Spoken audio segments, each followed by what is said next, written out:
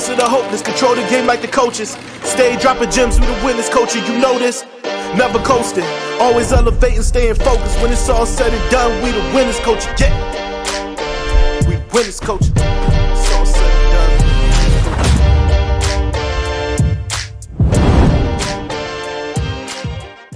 A story that defines me is literally when I lost my grandmother. At that time, it was probably the most depressing time of my life, but I understood that God has a blessing for my life, and there's a young lady and a young man right now that probably lost somebody that was so special for them or so heroic to them that it gives them another chance at life. So if anybody watching this right now, you feel depressed, if you feel down, if you feel lonely, understand that it's not over for you yet, and God is proud of you. I love you. This ain't that, and that ain't this, and shout out to the winners culture. Y'all are the greatest.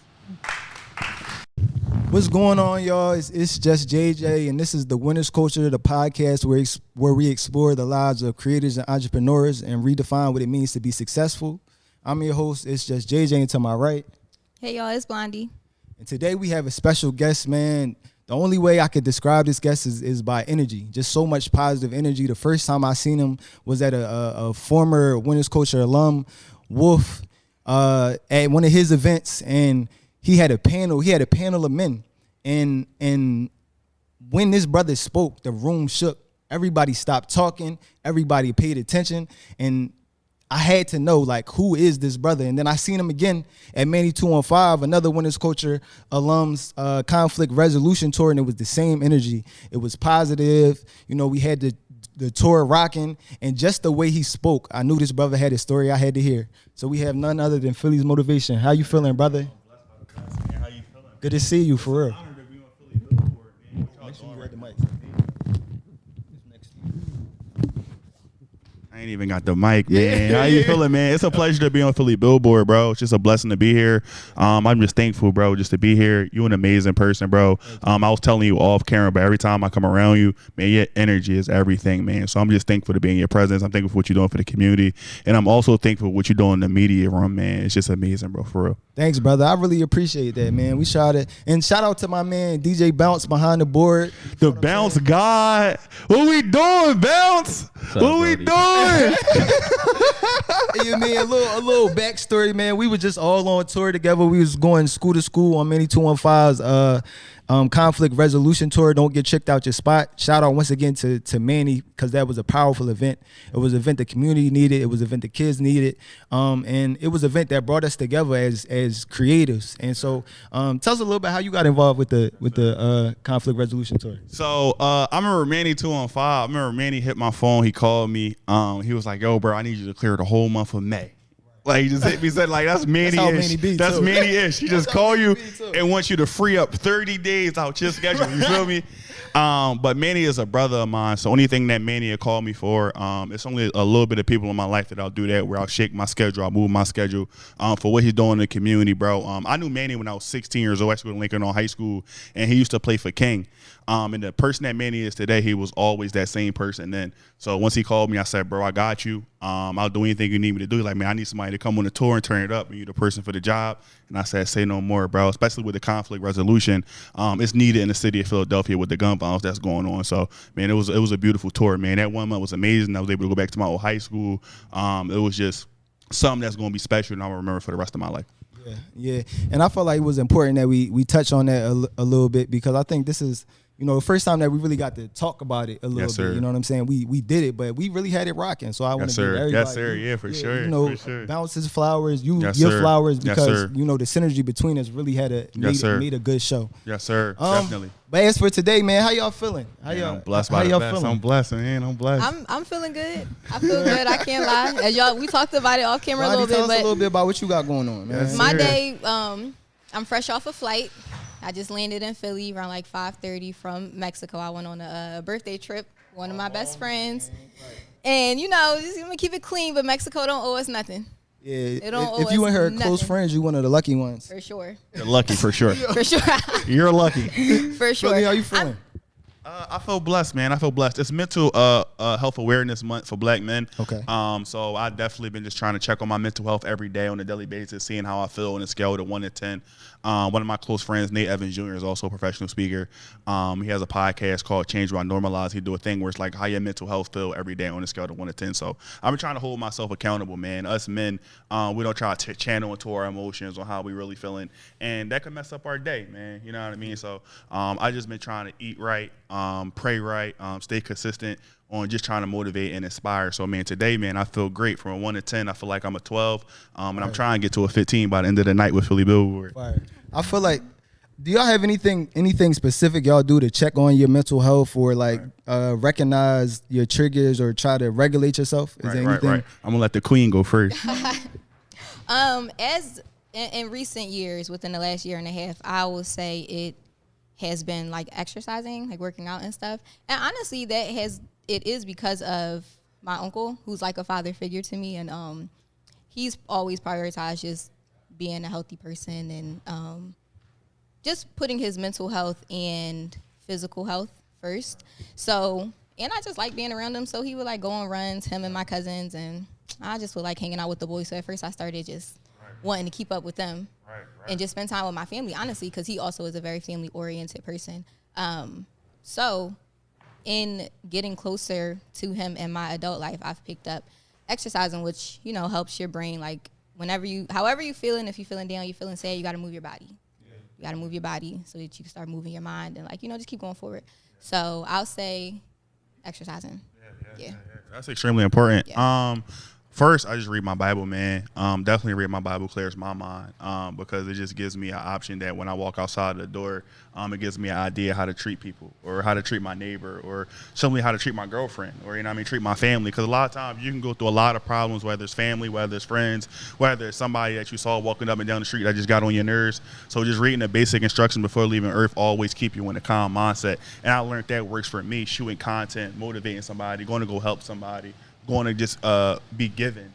That's how I deal with my mental health, man, because if I just sit down and I just think, people ask me all the time, like, you always moving. If I sit and I just think, it's over, bro. Like, I'll shut down, I'll get in my mind, I'll get in my thoughts.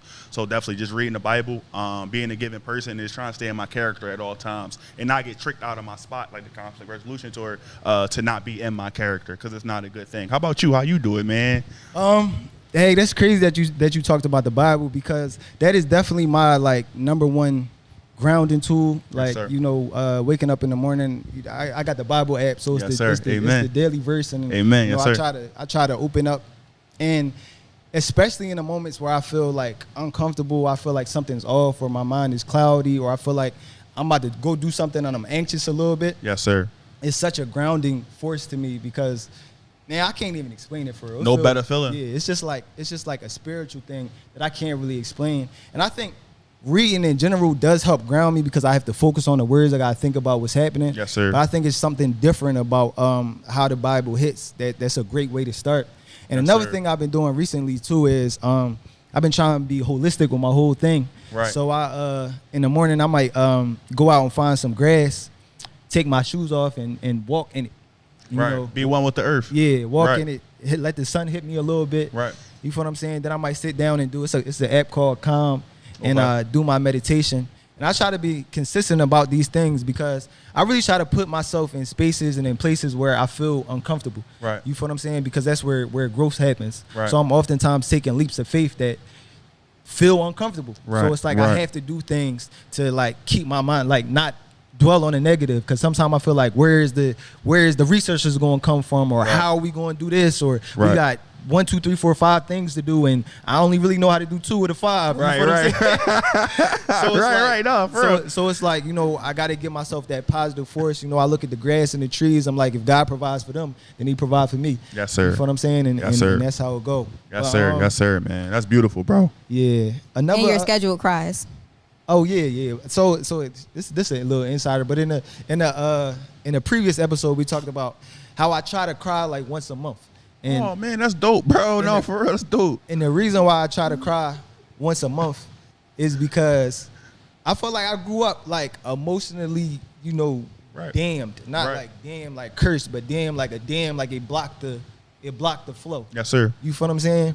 And so like I didn't shed too many tears until I was like, I might have been 23. Wow. You feel what I'm saying? Wow. So it's like, I didn't have good emotional regulation. I ended up going to therapy for about 1.5 years every week. Yes, sir. And when Yes, sir. I you know became a better in touch with my emotions, I realized it's so many things that happen so often that like you gotta release. Yes, sir. So it's like if I'm not releasing, then that means I'm probably not feeling. Yes, sir. You feel what I'm saying? Yes, so sir. I try to write, or I try to like listen to some music or watch something that make me feel to the point I'm moved at least once a month. Right. So that's what she talking about. Right, You know what I'm right. saying? Nah, man. I love that, bro. I think that's amazing. Like, honestly, I hope that somebody is inspired to do that, to cry once a month, because like you said, as men, we're channeled to hold that in, or we're channeled to be protectors, or we're channeled to say, man, we're tough. Like, you know what I mean? Or your dad slap you in the back of your head, like, don't cry. You know, so you need that. Think about how much trauma you faced before you were 23 to be able to step up and let that cry out. So, bro, I love that, bro. Yeah, one time, I'm gonna tell you a quick story. For sure. So when I was like 11, if you got to cry in this interview, you can. All right? I'm just letting you know for sure, bro. I'm a safe space. I'm your brother, man. I don't know if I'm there yet. I ain't gonna lie, crying in front of people is deep. You feel what I'm saying? You feel what I'm saying? I don't know if I made it to that level of maturity. You feel what I'm saying? I'm still. We gonna work on it. All right, that one. But yeah, when I was like 11.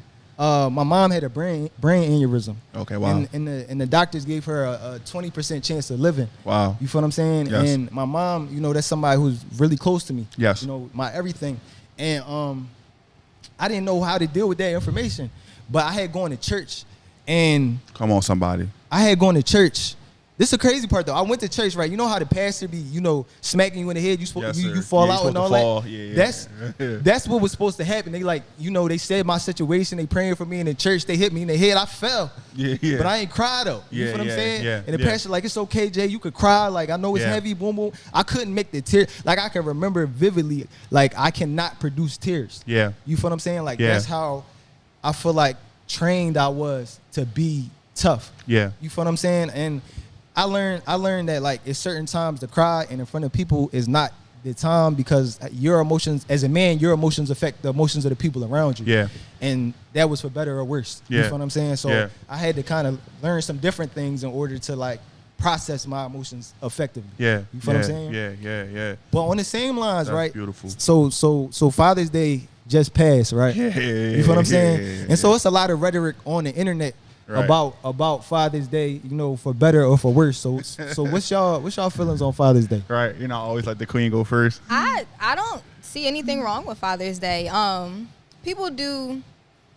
I think that the negative opinions about Father's Day come from like a bitter undertone in our community, right? Because as much as we don't like to admit it, we are hurt people, or we have like we come from a hurtful past, right? And I think that kind of takes away the joy, right, in parenthood, motherhood, fatherhood. Like, you know, if it doesn't look a specific way, it opens up the door for a lot of negativity, because it's projection from all the hurt. But I think that Father's Day is a wonderful holiday. It should be, you know, celebrated. Men that do what they're supposed to do, right, as fathers and father figures, should definitely be celebrated. And for the few that there are, or that it seems like, you know, I think should get an extra reward. Right. And I think more recognition should be brought to fathers and what they do, like how active they are and the role that they play in young boys' lives. Yeah. They're important. Yeah, definitely. I can agree with what she's saying. I feel like it should definitely be celebrated. I feel like she also just said that the fathers that are active in their kids' lives, you know, that's pushing for their education, that's pushing for their dreams, that show up every single day on when they don't feel like it, they should really be celebrated as they really should, man. And I don't really like the jokes on social media, like when it goes up to like Father's Day and it's like they don't get anything or they don't get nothing. I feel like that shouldn't be a joke. I feel like people should really take a stance and really believe, like, man, when a father is having his time, understand that you need to celebrate that person because at any moment he could have left your life. You dig what I'm saying? Because I know how that feel. You know what I mean? To have a dad that just left, you know, or had a dad that just got arrested, it didn't care about the rest of his kids. So when you're grateful enough to have a dad, a man that shows up every single day for you, that comes to your football practice, that's in the bleachers and cheering you on, make sure you celebrate that person. Because just like you said, he probably never cries. He probably never complains. He's praying for you steadily. You probably get arrested. He bailing you out, anything, because you're his boy. So I feel like Father's Day should be, if Mother's Day the number one holiday, then Father's Day should be number two, because without a mother you can't have a father, without a father you can't have a mother. So that's kind of how I feel about it. So I was talking to my man Jay on Father's Day, and he like both Bounce and Jay are fathers. Right. I'm asking him how his Father's Day is going, and he said, it's easy to get a dinner reservation on Father's Day. Like, all the rules is empty. They did not care. He go. Do you have one at 6:45? Yes, of course. 6:45, 7:15, 7:30. When you want to come? We'll stay open later. Just come. Yo, listen, I went to the movies, right? So you know how you get your tickets before the movie start, and you see the seat chart. Yeah. All the seats was open. All the Joes was open. Row 7, row 9, row 12. That's crazy, bro. So that's insane. The crazy part to me, right, is that I look on the internet. So the reason why I had to talk about this is because I look on the internet and I see so many men in the comments feeling unappreciated. Right. Right. I didn't get nothing from the I don't know if y'all seen Southside Jew, his joint. Right. I didn't get a chance to see this. Where he was talking about, man, I want to feel love too. I want somebody to take me out to dinner too. Right. And everybody in the comments laughing and saying they can relate. But it's crazy when you go outside and it's true. Yeah, it's you facts. feel what I'm saying? That's facts. I'm driving past every restaurant and there's nobody in the parking lot. That's facts. You feel what I'm saying? Ain't That's nobody facts. on the corner selling flowers on Father's Day. That's You facts. feel what I'm saying? You could That's be selling facts. pens or ties or something. That's you feel facts. what I'm saying? So it made me really think about what our community relationship to our fathers is. You feel what I'm saying? And why, do we hold resentment towards the men, or do we look at men like, your job is to provide, so why would I celebrate you from doing what you're supposed to do if you do it? Right. And if you're not there, then I have a reason to not like you. Right. You feel what I'm saying? Right. So what has been y'all personal relationship to Father's Day, growing up? Right. You know, I always like you, Well, I didn't have a relationship with Father's Day growing up. Like, it just wasn't something celebrated in my family. I was raised by my mom's family. Well, I jumped around a lot, but mostly my mom's family, and it's all women. It's primarily women. If the fathers they're either absent or deceased. Right. So, it just was a family full of women. But I will say, because it was so big, there was a percentage of women that would be like, oh, I'm mom and dad, which I hate it. It's so corny. It's so cringy. Right. But again, back to my earlier comment, sometimes it comes from a hurtful place. Yeah. And then there are other women in the family that feel differently, that miss their partners that are deceased or their fathers deceased. So it was a mix, but all in all, it wasn't really celebrated at all. Yeah. In my household, it wasn't really celebrated, but it kind of was. It wasn't celebrated with my dad because my dad was always in jail, but I wanted to celebrate my dad. That kind of makes sense. You know what I mean? I wanted my dad to be around so that I could give him one of the macaroni noodle necklaces. You dig what I'm saying? I wanted to give him one. Arts and crafts class. They in class making a father a joint, and I'm not. I'm literally not. At all. I don't even want the craft, actually. Don't even give me the glue. It was depressing. It was real depressing. It's very depressing. But I was raised by my grandparents, so I had my granddad. Okay. So I used to always make sure that I'll do something for my granddad, or my grandmama always make sure that she did something for my granddad. That was their old school love. So when I think about love now, I feel like they taught me that. So when it came down to Father's Day, I used to always try to make sure I looked out for my grandpa, bro. You know what I'm saying? And also I went to church a lot. So when the deacons or whatever, if it was a deacon that was a father figure in my life, for whatever I was yearning for from my dad, I'll make sure that I'll provide that for them just to show the appreciation or the impact that they've had in my life. But strictly with my own father, I remember my dad got out of jail when I probably was like 15, bro. And I remember the first Father's Day I was just able to spend with him. I remember I saved 6 months worth of money, bro, from like shoveling snow. That's in December, bro. What? Real rap, bro. And I bought my dad like a Coogee sweatsuit, like, you know, when I was 16 years old, bro. He was happy, bro, like happy. And from 16 and like 20, that was literally my best friend when he like came home from jail. So Father's Day, man, now if we're gonna speed it up, it gets real tough. Because I think, like, all right, he made a mistake back then. Now that I'm older, I could put him in better situations on where every Father's Day I can just spend it with him, or even put him in a video or just something, bro. Like, you know what I'm saying? So I feel like this, right? You touched on it a little bit, you know, your story. So we're gonna get into that part. So can you, or I'll say it like this: hearing you speak, I hear a lot of passion. You feel what I'm saying? And most of the times, I know that passion comes because you've been through something. Right. You feel what I'm saying? It comes from the strength. It comes from the place where you really had to scrap and find that fire inside yourself. You feel what I'm saying? Right. And without going through those tougher times, you know, we wouldn't be who we are. So can you tell us a little bit about where your passion comes from and what your upbringing looked like to really bring that out? People ask me every day, man, how do I smile with the life that I've been through? So pretty much growing up, I was born and raised in South Philadelphia, 25th and Kimball, directly off of Grace Ferry Avenue. When I was 7 years old, man, my mom was addicted to drugs. So because she had a drug addiction, my mom had a stroke. She was paralyzed on her whole right side, so I had to move with my grandmother to West Philly. So that's why, like, I got the South Philly background and the West Philly background. People are like, you from South Philly or West Philly? I'm like, I'm from both. Go ahead. No, go ahead. That's what Meek be saying. No? Yeah, real right. I want some Meek Mill. You feel on the Meek Mill? But later going forward, man, I remember just being with my grandma. She introduced me to church. I became a preacher when I was only 12. I did my first sermon when I was 12 years old. So Sundays was the only time I felt accepted. Going from one school to another school, you know, you're the new kid on the block, so you know you're being bullied or just different things are going on and whatnot. When I turned 16 years old, I was introduced to death. Like I said, I used to celebrate my grandfather. You know, he was a father figure in my life, but he was an alcoholic. You know, he was like kind of abusive or whatever, mentally abusive, verbally abusive, but he was a great person, and it was only because of alcohol. So at that time, I knew I didn't want to get addicted to alcohol. So I lost him on New Year's Day. To fast forward, about 2 years later, I graduated from Overbrook High School. I get accepted to one college called Lackawanna College to play football. I graduated with 1.6 GPA. I remember in 2019, my championship game, I get a call from my sister. She like, your dad dead. You know what I mean? And like I told you, I just built a relationship with him for the past 3 years. He came home a day before my prom. And when I found out that my dad passed away, man, it put me in a different headspace for my grandma. You know, that's my grandma's son. My grandpa passed away. That's my grandma's husband. You know, the reason that I go to college and doing what I'm doing is for my grandma. This is the person I watch Love and Hip Hop with. I go to her hair salon appointments, her nail salon appointments on a bus with her.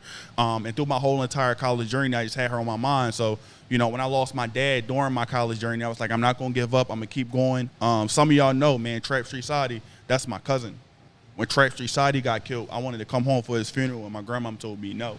You know what I'm saying? So that hurt me as well. So, all right, now my dad is dead. Trap Street Sadi is dead. All right, the following year is my senior year of college. My brother gets shot and killed at Kiff's Bar, gets shot in his head. So this whole entire time, I'm just thinking about what is my grandma going through. You know what I'm saying? Her nephew is dead. Her son is dead. Her grandfather is dead. So I remember, man, I graduated college, bro. And my grandma type person, she don't see it until she don't believe it until she see it. So I think she thought I was just in college partying. So you know how you come home in December, but you don't graduate till May. I came home in December, bro, for like 6 months. She like, well, you ain't graduate. Like, you ain't graduate. I remember like May 16th, I brought home my cap and gown. Man, she started crying, jumping up and down. She like, I did it. I was like, no, I was the one taking the finals. I did it. You know what I mean? Like, I did it. And literally 3 days later, the worst day of my life happened, bro. Like, she just had hip surgery. So when I go upstairs or whatever, I see her walk her in the hallway or whatever. And I'm not thinking nothing of it and whatnot. I usually go and get her breakfast. You feel me? Just look out for my grandma. I'm going in the room to see if she's hungry. And she wasn't there, so I called my sister. I'm like, you take grandma anywhere? Like, her walker not here. So, you know what I'm saying? Did y'all take her? Did y'all have another cane for her? And they like, no. And some just told me, like, just go look on the other side of the bed. I go look on the other side of the bed. My grandma dead. Like, you know what I'm saying? And in that moment, bro, I just, like, my whole body just got cold because it was like, I ain't got my dad no more. My mom paralyzed. I don't got a relationship with my mom, the only person that ever believed in me. Like, I could have went into foster care if my mom had a stroke. My grandma came and got me and said, I'm taking care of him. And I literally see her, like, your hero. Damn, I'm about to choke out. It's crazy. With no more with no more breath, like, in their body, bro. That's the worst feeling you could literally ever feel in the world. To feel like I didn't really have best friends growing up. I had my grandma.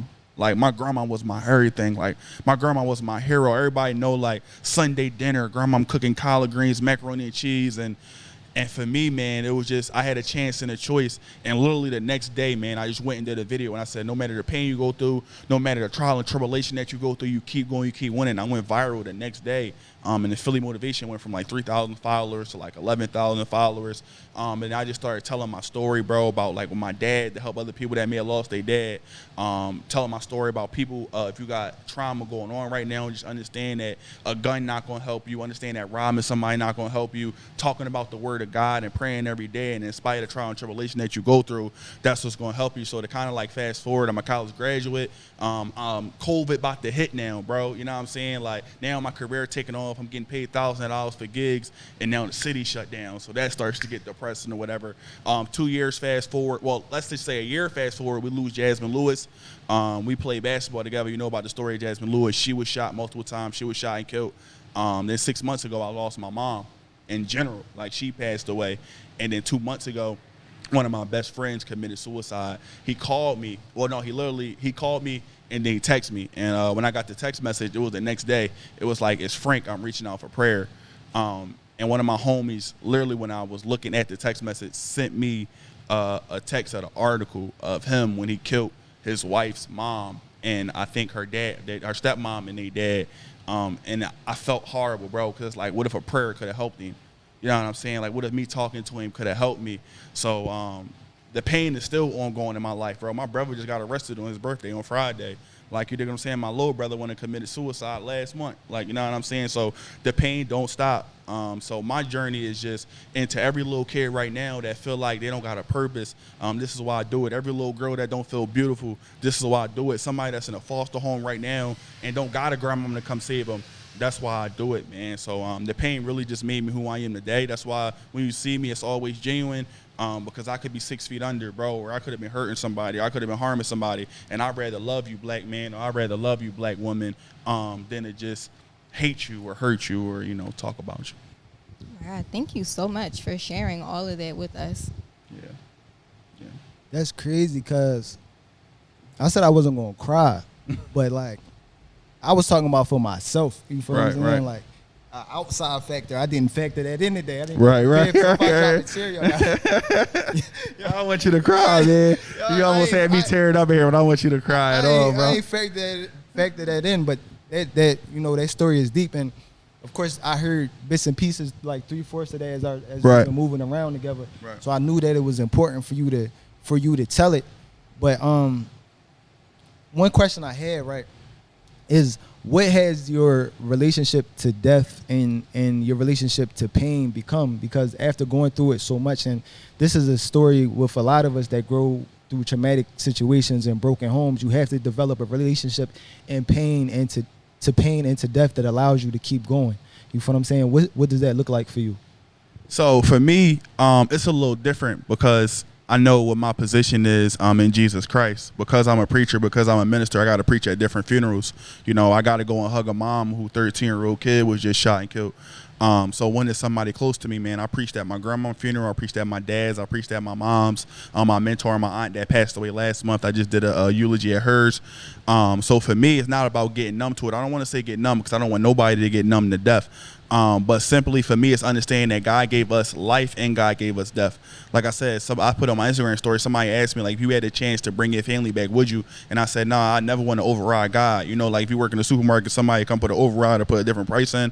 Nah, man, this was God. This is what God chose. You know what I mean? And if this is God's destiny, then I'm going to step up. I'm going to put my boots on. And then everything that I read in that Bible, I'm going to live by it. And I'm going to understand that he said, as long as you put on the full armor of God, then nothing can come against you. The attack of the enemy, the devil can never come against you. So that's how I deal with death, man. I look at it as when somebody is born, we happy about it. So while when somebody dies, of course it's going to be sad. Of course it's going to hurt you. But they in a better place, man. You know what I'm saying? So I never get down or never get angry. Have your bad days, cry, get depressed. But I know it's a part of life. So that's usually how I deal with it.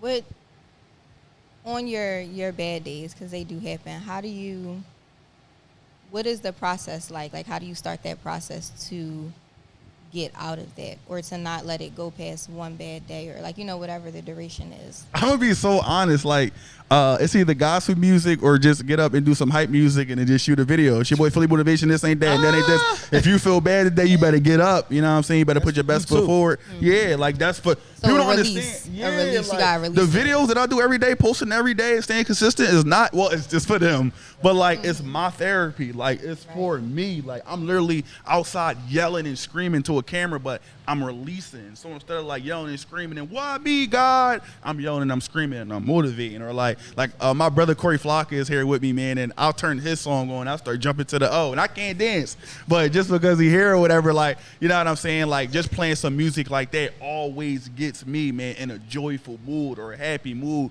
or just simply calling them, bro, or calling people that you love and not having them get you out of it, but just simply just talking about something that make you laugh, bro. That could just change your whole trajectory for the whole entire day. That could save somebody's life. You know what I'm saying? Like for real, it could save somebody's life, because there's so many people that go through bad days, and that's why so many, they snap, and they're like, he was a good person, or he was a great person, or why did he commit suicide, or why did he do murder? And it's like, he had that one bad day. And I would not allow myself to have that one. I have a bad moment, a bad hour. I ain't gonna have no bad day, bro, at all.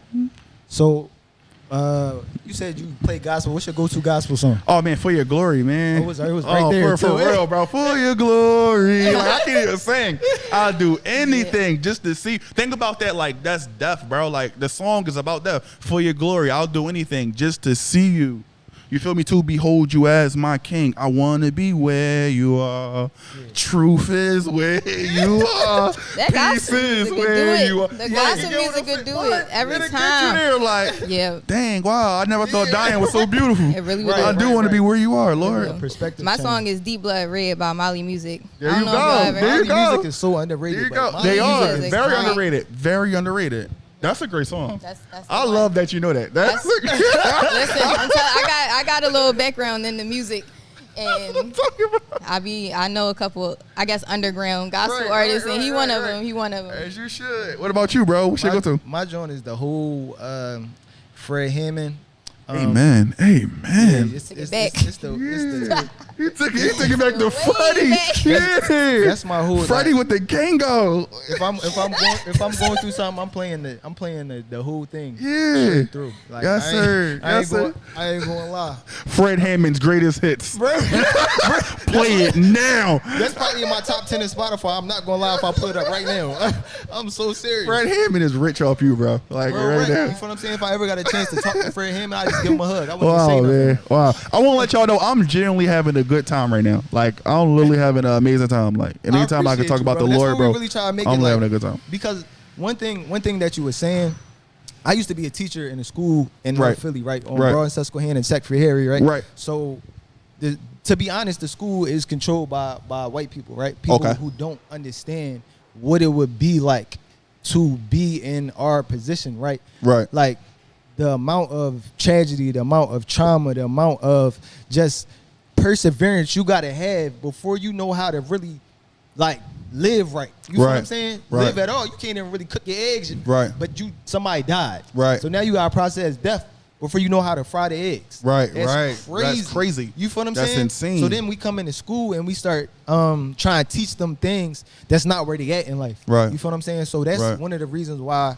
we here. Right. Is to give the perspectives, like we all been there. You feel what I'm saying? We dealing with it too. Right. Just like you are, you feel what I'm saying? Right. But they need to see that because it's not often times where people try to meet them where they at. Imagine if we had somebody come and teach us in school emotional intelligence. Yes, or sir. Like, Yes, sir. I know for a fact that y'all all are dealing with death right now. Absolutely. I don't know in what way, but I know that it's happening. Absolutely. You feel what I'm saying? That could change your whole trajectory. Absolutely. But we don't have that. Absolutely. But we have this. Absolutely. You feel what I'm saying? So Absolutely. we can bring it to them to say, you feel what I'm saying? Look at what we doing, right? Absolutely. We got a successful hairdresser. We got a successful motivational speaker. Yes, sir. A successful DJ. A Yes, sir. successful like everybody in here found a way. Yes, sir. You feel what I'm saying? Yes, sir. And have more good days than we have bad. So Yes, it's sir. like we gotta. That's the purpose. Like Yes, to sir. bring that feeling to this. You Yes, know what I'm sir. saying? Yes, So sir. I'm glad. 1000%, man. I love glad this, you- man. I'm Philly glad you- Billboard, man. Philly Billboard, man. What we doing? So Daya, what we doing? So I feel like this, right? So what I want to ask you is this, right? So we all have had a lot of the backstory in the black community have to do with drug abuse. Yeah. And there's a lot of trauma and it's handled by drug abuse. Yes. You know what I'm saying? Absolutely. And I want to know, why do y'all think that is such a predominant coping mechanism in the black community? Right. You feel what I'm saying? Something that we see so often. And do you think is that abnormal compared to like other communities? Are we Right. dealing with it more, Right. or do we just feel like we dealing with it more? Right, You feel right, what I'm right. saying? What you think? I wouldn't say I wouldn't say we're dealing with it more. I think that our culture, our society, promotes and glorifies escapism, no matter the community. Yeah. You know, because you got the other people, they do their drug of choice. Our people, they have their drug of choice, like, you know, and so on and so forth. And then there are places where the lines get blurred, and people just sometimes be too deep in or in too much pain, and they're just trying to find a way to escape with anything, anyone. It just doesn't matter.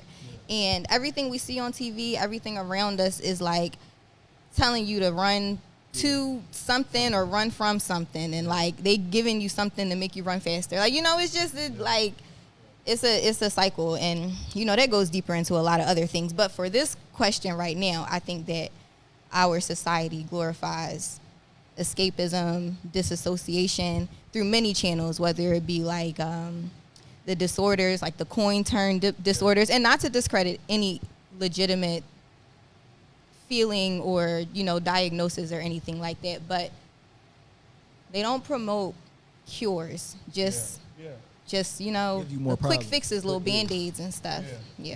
So I kind of agree with her. I feel like it's happening everywhere. I also do feel like it's being promoted a lot. So, especially for the younger generation, that's probably why they want to take it a lot. And it's not even to get away from pain. You can think about it, you 16 and 17, like how much pain are you really going through? But when it comes to like our adults taking it, I kind of feel like it's running away from their problems. And just understanding that quick high, you know what I mean? It'll make you feel like for a good 6 hours or a good 5 hours that you feel good, you feel amazing, you can escape the room, you can escape the earth. And then it was introduced to us, man, in the 80s and the 90s, like with our parents, and that's why we got so many broken homes. So, you know, we only know what we see, you know what I mean? So if we see that for majority of our life, 9 times out of 10, that's what they're going to do. But I do also feel like she just said, man, there should be more commercials about drug prevention. There should be more commercials about, all right, how can we help this? We understand that it's affecting different homes and it's also affecting our children. So then maybe we should make a law where it's like, if you are taking drugs, you get this amount of time in jail. Or even with guns, like if you shoot a gun, you get a death sentence. Like, I feel like a lot of that will happen, but the government will never do that because they make money off of these things, right? That's why the dentist will continue to prescribe you with something for your tooth, and then later, now you're addicted. Yeah, like a mentor and a colleague of mine, like B. McFly, for example. You know what I mean?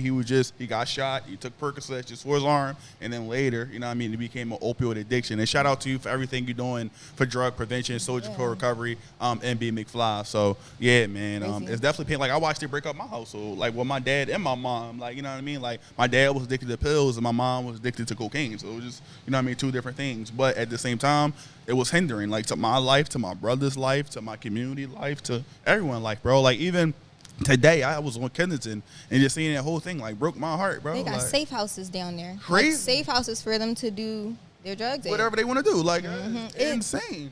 Can't be down there. At all. I hate Can't be being there. down there. It's too much. It's crazy. It's difficult. much. It's difficult, and it's heartbreaking to watch. You can only think of the kids that got to grow up in that environment. I feel like I definitely agree with both of y'all. I think so like I went to a white school for my first 2 years of high school. Okay. What school? It was Monsignor Bonner. Okay. Yeah. Okay. That was an experience. I had to leave at the end of the That just wasn't, like, I'm just a type of person. I just need to be around my folks. I get it, yes. You know what I'm saying? That was my first time in that environment. I get it, So yes. it was too different. You know what I'm saying? And it could be good for some people. It wasn't good for Good for you. Nah, facts, yeah. It wasn't No, good. yeah. It'll get you there, bro. Try to tell you, bro. Like, it'll get you there. I'm gonna be honest, it wasn't Yeah, good it'll for get me. you there. But there's definitely more people from Bonner that died due to a drug overdose than it is from the school I went to after that was West Catholic. Wow. I don't think we had nobody die from a drug overdose. We might have got some addicts, but nobody overdosed. Right. Nah, for sure. Yeah. So it's like, I definitely think it happens. We might got some addicts, but nobody That's overdosed. so calm, like so casually. Because I don't want to. Mike. You feel what I'm saying? It's a Nobody couple. overdose. It's a couple that you feel what I'm saying fell victim to the cycle that you talking about. Yeah, for sure. Yeah. But to die from it is taking it all the way there. Right. And I'm not saying that it's impossible for them, but I'm just saying like Yeah, for sure. you know what I'm No, saying? definitely, It's yeah. different. So I seen it in both. I seen it happen in both environments. Yeah. What I also see is that for whatever reason, white people have a better community. Yes. They have a better somebody to say, you gonna come in the house with me. Yes. You're not gonna be out here on the street. Yes. You feel what I'm saying? Or I you're agree. not going. So it's like the way that it affects them in the community just looks different I wholeheartedly agree. than what it looks like for us. I wholeheartedly agree. But for the kids that's listening, for the kids that we're gonna bring this to, that's dealing with drug abuse in the home, and we've all seen it in a different way. Yes. How did you deal with it as a youth? And let's start there. How did you deal with it as a youth? You feel what I'm saying? It didn't seem wrong until I got older. It didn't seem wrong until I got older and a little more exposure with other people's families. I feel like that's a big part of my story in general. Right. I didn't know it was wrong until I saw it different. Right. So, and just to tie it back to earlier, I think that's why shows like this and other communities for children is important, because they need to see that other things exist. Right. Like, it's more to it, and you don't have to become a product of your environment.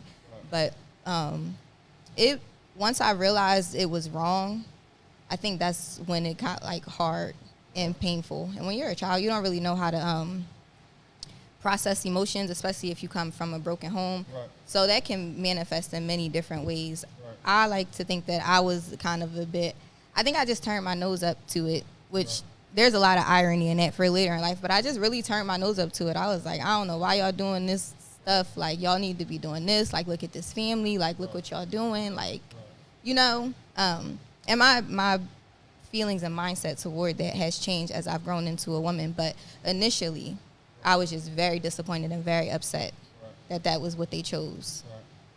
Right. Me as a kid, bro, to be honest, my parents and my grandparents are always on a tight time where it's like staying at kids' place. So I really didn't even have a place to fill, you know what I mean? Or like to even understand, or like I thought it was normal. You know what I mean? Like I thought this is who they were, or this is what you do. Like, you know what I mean? I thought that a still reserved to 11 was a soda or a ginger ale. Like, you know what I mean? I thought that a white. Like, it's so regular, you right? It's so regular. You drink, Yeah, it's the joint you drink. Like, you know what I'm saying? Like, even with like baggies and stuff on the table, or even like seeing like, bro, Dutches and stuff. Now that you see same Dutches, thing, I ain't even gonna lie. You get what I'm saying? I thought the still reserved was ginger ale, like with yeah, bro. Like it thought it was like the soda or whatever. Regular. So, bro, I thought it was so normal until I want to say I hit like 16 and 17, bro. And then probably like once I hit 16 or 17, I started getting vocal. So to any kid right now, just to inspire you, it's different, bro. Speak up.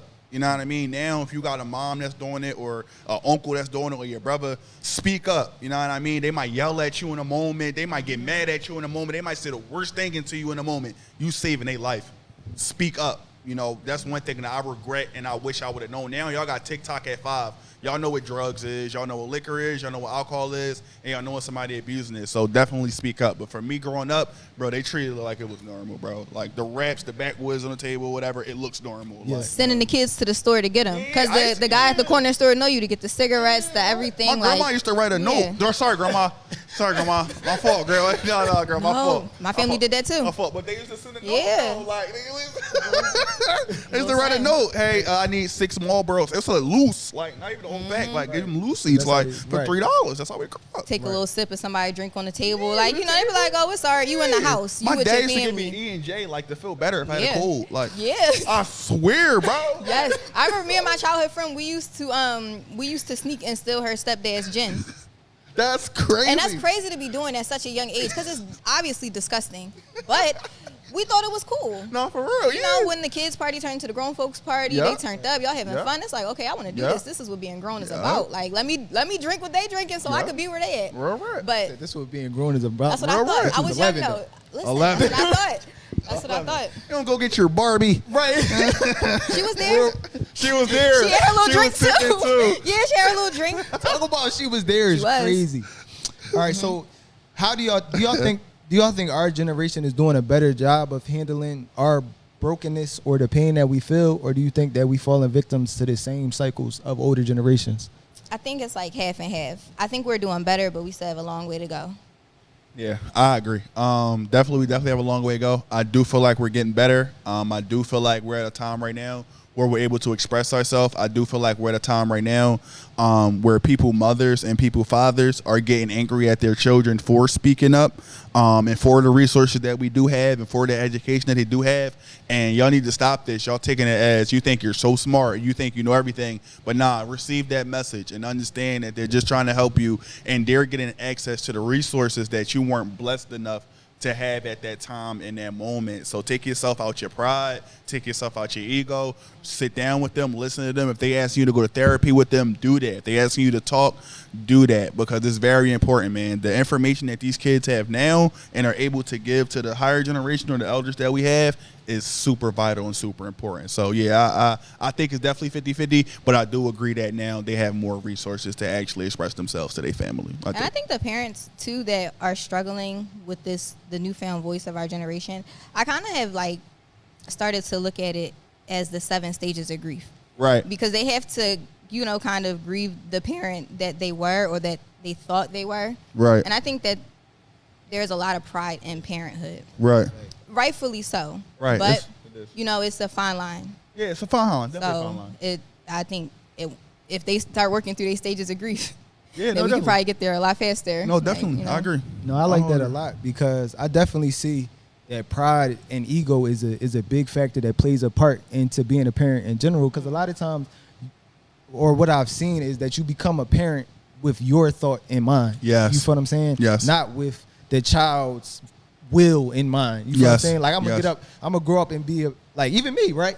Like if my son decide that he want to be a ballerina, I'm like, I don't. You feel what I'm saying? Because it might not be like it's nothing wrong with dancing or finding your way. You feel what I'm saying? It's some strong men that do that. Yeah, facts. But it's like in my head, I got a vision. Yeah, if you facts. decide to go against that vision, now I have to start doing some emotional regulation Joe that I Jackson. might not be. You feel what I'm saying? That I might not be prepared for. You feel what I'm saying? I got the tools to whip you into shape. I don't got the tools to heal you. You feel me? Like That's a fact. Yo, that's real. That's a fact, bro. That's how it go though. That's a fact. Oh my God. But all right, so we got like 15 minutes left. You know what I'm saying? We don't like to be too long with it. So we want to get into this section of the winners culture is called drop some gems. So we're gonna get into your profession as a public figure, as a motivational speaker. You feel what I'm saying? Definitely. So the first aspect is what does it take to be a motivational speaker? How do you develop that public speaking skill, and where did you get that confidence from to deliver so eloquently? Right. So what it takes to become a motivational speaker, man, is really just having a message. It's all about your message. It's all about your impact. It's all about your intake. Like I told you earlier, it all came from me speaking, like going to different churches and speaking, going to different churches and preaching, going to different churches and hosting. So when you see me hosting the school tours, it's because I was the MC on a mic at either a fashion show or, you know what I mean, at a church anniversary or whatever. So I was blessed enough to have those skills, and people don't realize, like, it literally take time. Like, you know, I can't go up there and I can't go and rap rap a whole verse because I'm not a rapper. You dig what I'm saying? But I can go up there and I can go be a motivational speaker. So everybody think it's easy. You could just go talk. But nah, it's really profession to these things. It's timing. It's crowd control. It's understanding who you are. It's having a message, having purpose behind it. You can get up there and talk all day long and people will just be looking and talking. What I really dwell on and I really love about myself is that anytime I'm in a room, people instantly just get quiet because I'm able to connect with them. You know what I mean? Because they can feel the love and the genuineness in the air. And for me, man, the motivational speaking journey literally just took off, bro, by just staying consistent, waking up every day and posting videos, coming up with different topics that you feel passionate about. I feel very passionate about gun violence. My brother was killed. My best friend was killed. So that's something that, you know, I'm talking about how his mom feel. I'm talking about how her mom feel. You know what I mean? When I talk about credit, that's something that I'm very serious about because I know that credit is way better than debit, and I know that can leverage us as African Americans and help us to create generational wealth for our kids. So, you know what I mean? Everything that I ever speak about is literally something that I feel passionate about. So the motivational speaking world is a great world. Also, when you get some mentors, see this whole entire ride, I didn't have no mentors, bro. But I am thankful for people like Wolf, bro. Like if I call Wolf, he gonna give me some game, bro, on like who to call, who to reach out to. Like if I need graphic design, if I need a videographer, photographer, he tell me, yo, bro, call CJ or do this with CJ, or you know what I mean? If I want to go to a studio, yo, bro, call Richie Rolex. Like you dig what I'm saying? Like people like that. Even Wallow, bro. Like Wallow was a huge influence in my career of just reposting me. He didn't have to do that. Following me. So when people see like people like him do it, it's like, all right, he said, Wallow said it's okay to like Young Bull. Because for a while I was getting little Wallow or little this or little that. But little did they know that I've been doing this since I was literally 11 years old. I've been doing this since I was literally 12 years old, you know what I'm saying? So I always had to be creative. I started first coming out my Impala when I was 19 just to get their message and running around and doing the message. Then I had to change up. I'm like, all right, well, Wallow do that. So now, before the reels had music, I was like motivating over music. Like I would get my stereo and put the Bluetooth on and motivate over music. And then I started doing like rap freestyles and motivation in it. So just always be creative. So to answer your question, how to become a motivational speaker, be creative. Second, stay dedicated. Third, understand that the algorithm not gonna always mess with you. So if you only get 10 likes on the video, if you only get 100 views in the video, keep going. It's not you, it's the algorithm. Don't worry about the support, worry about the message. If you touch one person in that room, then you're fine, bro. I'm talking about, I started talking to shelters of 12 people for absolutely nothing, bro. Now I get to talk to thousands of people for thousands of dollars, but that's because I treated the beginning the same way that I'll treat the end, if that makes sense. You know what I mean? Like if somebody was to give me $1 million, I treat it the same way if they was only able to give me $1. Like I'm trying to tell you, all my friends will tell you, bro, like anything that they ask me, even when Manny called me about the tour, I'm like, nah, bro, I'll do it for free. Like, nah, I want to pay you. I'm like, no, bro, like I want to do it for free. Like, you know what I mean? That's my heart, strictly because I know that God blesses and he blesses in tenfold. So when I bless other people, and that's the most important thing, man, be genuine in this game, be a blessing, be giving, and be loving, for real. So the second question I had is there any particular skills that you practice? Like, do you get in front of the mirror and speak? Or do it just, tell me what's your process? So my process is usually, say I get booked for a high school tomorrow and they tell me the topic is that kids are being bullied and gun violence, right? Or say I'm coming, I got to host a school tour and I got to get the crowd lit or whatever. I'll probably listen to the Locks real quick, you know what I'm saying, if I'm doing a hosting gig, right? Or I'll probably listen to a sermon right before I go do like a sermon, you know what I'm saying? Or if I got a motivational speaking gig, I'm listening to E.T. for a little bit, Wallow for a little bit, Inky Johnson for a little bit, and then I'm going to sit in the back, I'm going to pray, I'm going to look in the room, I'm going to sit with the crowd for 45 minutes, I'm going to look around, I'm going to read the room, I'm going to say, I see that person problem, I know that person problem, I'll have a conversation with a couple of people so I know what they're going through. I'm going to go up there, I'm going to pray, I'm going to say, God, let go and let God, and you use me, and I go up there, bro, and it's a wrap, and that's how I know it's a gift. I don't just get up, this is not my job. This is my gift from God. If I didn't get paid another $1, I'm not going to go work another 9 to 5. I know God's going to bless me with this gift every single day. You know what I'm saying? So that's exactly how I do it, bro. Fire. I know that's right. That's beautiful. Thank you. And the last one, so to this point, you've been able to become a successful motivational speaker, you know, Philly's top motivational speaker, Pennsylvania's top motivational speaker. Like, was there any key connections that you made or any key steps that you feel like you took in order to reach this height? Yeah, so technically what I did was All right, I'm gonna just give you the blueprint, really, for all motivation speakers that want to be a motivation speaker. Reach out to thousands of schools. When you reach out to thousands of schools, about 500 of them gonna hit you back. They're gonna deny you. About 300 of them gonna hit you back. They're gonna say they don't got your budget. About 200 of them gonna hit you back. They're gonna accept you. Some of them might pay you, some of them won't. Whatever it do, just go to each and every school. When you go to each and every school, make sure you take a cameraman with you. Make sure you're getting all type of content every single day. Once you post your content, that's when people are going to start booking you. Then when people start booking you based off of your bookings, they're going to start rating you. Once they start rating you, your money go up. Once your money go up, then you start to get promotions. Then you start to get promotion deals like with Hyundai, or you dig what I'm saying, or Verizon, or you get to, like I got promotion deals with American Airlines. I get to speak with American Airlines. So just different stuff like that. So the biggest thing in the name to the game is networking at everything that you do, even with the school tours. Like I say, bro, even with Corey Flockett, man, like when I got onto his school tour, I told him I don't want no money, bro. He offered me money. I told him I do not want to be paid, because every school that I went into after I was done, I had so much faith in myself that at the end of it, I know the principal gonna come to me and book me for a graduation. Like I'm booked for 6 graduations just this upcoming week. You know what I'm saying? And that's strictly just off of because I didn't want no money for anything. So anything that you do in life, if you're a cameraman, if you do videography, if you're a DJ, man, just get in the room, get to the resources. Don't worry about the money. Open your mouth, speak to people, smile, show them that you're able to be somebody that they can depend on. And then, man, 9 times out of 10, you gonna win. You know what I mean? And then 10 times out of 10, God gonna bless you. Fire. So our last question for the day, we always end on this, is just give us some game. So if you just talking to somebody and you want to just share what's on your heart, like right now, you know, what would you tell them? Love yourself. Definitely love yourself. Identify what are the problems in your life and get rid of it. Understand that life is short. Understand that tomorrow you could wake up and it could be the last day that you wake up. So with that being said, give it everything that you got.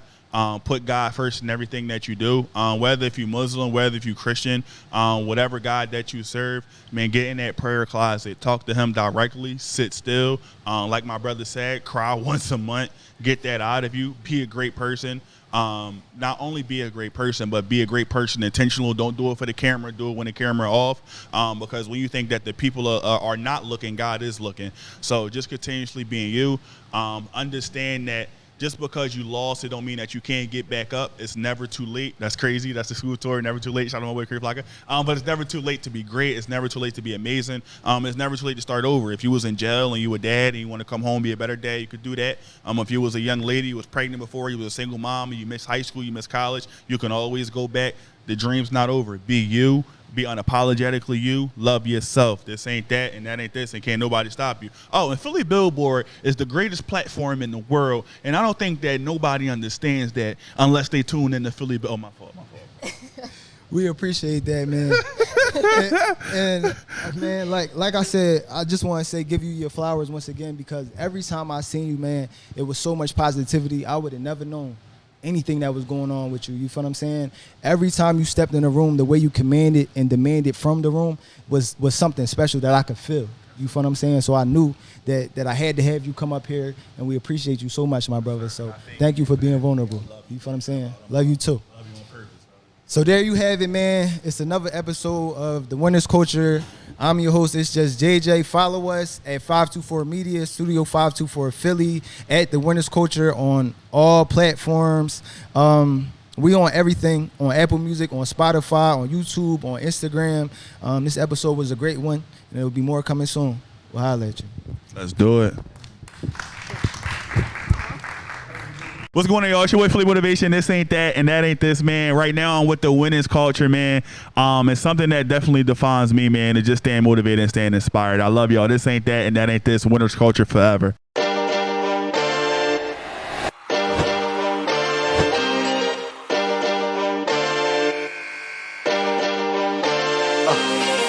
Voice of the hopeless, control the game like the coaches. Stay dropping gems, we the winners culture, you know this.